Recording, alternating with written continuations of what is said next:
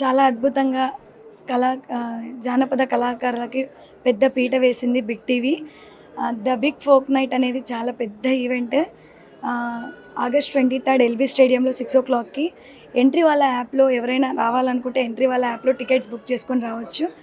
నా పాట వచ్చేసి చాలా ఒక 100 మిలియన్స్ వెళ్ళిపోయింది. మరి ఒకసారి మా కోసం వినిపించండి. Thank you.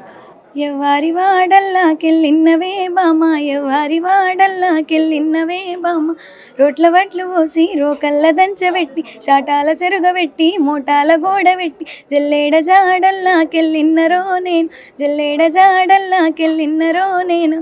అదిరిపోయింది. అండ్ మరి ఈవెంట్ రోజు ఎలా అద్దరగొట్టాలనుకుంటున్నారు? ఎలా అద్దరగొడతారు ప్రేక్షకుల్ని?